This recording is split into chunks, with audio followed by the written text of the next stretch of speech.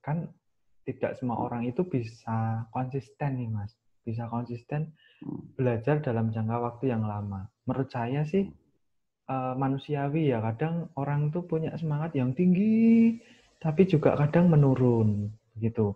Kayak saya dulu waktu ada di C atau di F gitu, saya malah badminton di Depok Sport Center gitu misalnya. Nah itu pas pas motivasi saya menurun gitu. Tapi waktu motivasi saya tinggi, saya bisa di C 11 kali seminggu.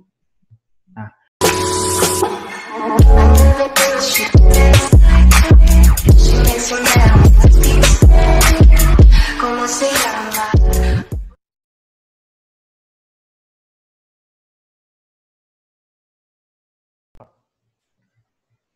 baik, Mas Aga, saya ingin bertanya selanjutnya tentang tips menjaga konsistensi. Jadi, menurut saya, semangat orang untuk belajar bahasa Inggris itu bisa naik, bisa turun. Nah, dari Mas Aga, mungkin ada tips untuk menjaga konsistensi supaya semangat kita itu tetap terus on untuk belajar bahasa Inggris. Karena belajar bahasa Inggris itu butuh konsistensi. Seperti itu. Monggo, Mas. Ya, jadi belajar bahasa Inggris itu nggak cuma belajar bahasa Inggris, semua hal itu motivasinya naik turun sebetulnya. Jadi hal yang paling penting nomor satu kita harus punya support group. Oke. Kalau kita belajar sesuatu, nggak hanya harus bahasa Inggris, itu kalau kita punya orang-orang yang mendukung kita, komunitas gitulah, itu jauh lebih mudah, jauh lebih enteng. Kalau misalnya kita pas males, nanti teman-teman kita bilang, jangan males, kamu ayo datang. Syukur-syukur kalau di komunitas ini ada ceweknya yang cantik atau cowok yang ganteng gitu, minimal kalau kita pas males berlatih, motivasinya mau datang cuman pengen ketemu cewek yang cantik atau cowok yang ganteng ini. Jadi minimal nggak terputus gitu latihannya. Minimal walaupun datangnya dengan motivasi yang agak beda, toh secara fisik tetap datang, toh kenyataannya tetap berlatih.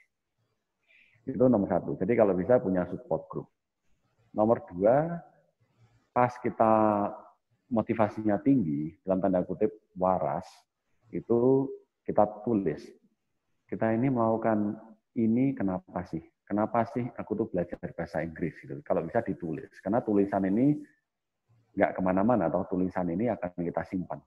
Nanti pas motivasi kita turun, pas semuanya jadi salah, pas malasnya merajalela, pas alasanku banyak banget kenapa aku boleh tidak berlatih, itu kita buka lagi. Oh ini loh tulisanku pas aku waras tuh kayak begini. Sekarang ini aku sedang kacau balau, sedang kalut, sedang tidak berpikir dengan benar. Kita harus lihat lagi tulisan ini. Aku tuh sebenarnya mulai belajar kenapa. Terus bisa juga begini, tulis juga pada saat kita malas ini, coba ditulis. Terus kalau aku malas dan aku berhenti dan aku menyerah, skenario hidupku nanti kayak apa ya? Saya sering begitu, kalau saya pas malas banget, terus tak tulis. Terus skenario-nya apa? Dengan berhenti bahasa Inggris ini, dengan berhenti belajar bahasa Inggris, atau kalau saya misalnya pas malas olahraga gitu, terus, pokoknya aku malas banget, nggak mau lagi.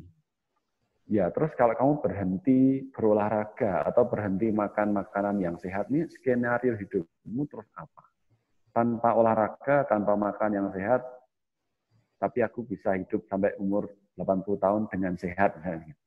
Ya, apakah skenario ini skenario yang logis? Jadi, bahasa Inggris ini aku berhenti dan aku nggak bisa bahasa Inggris, tapi nanti aku lulus terus kerja di multinational company. Apakah itu suatu skenario yang logis?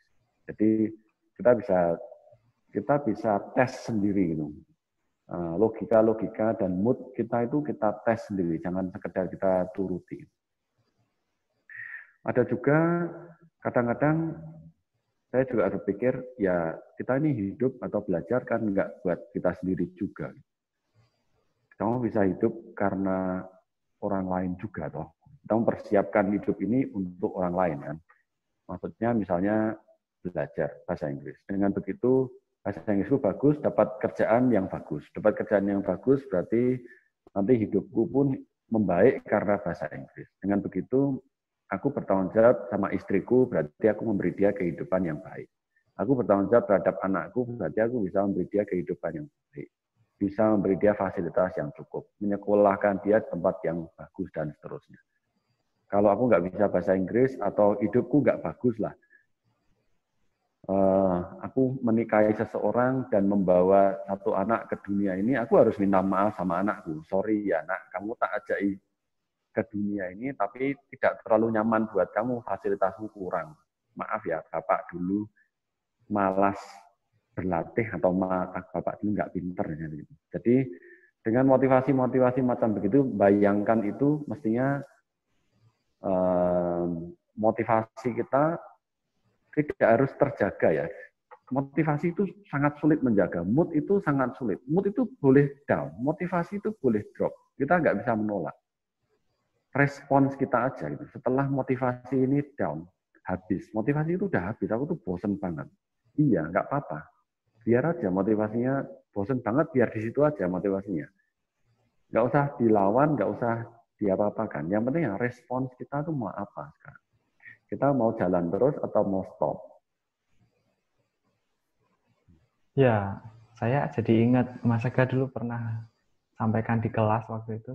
The rain is just the same, but the difference is the way we respond to it. Ya nggak, Mas? Iya. Iya.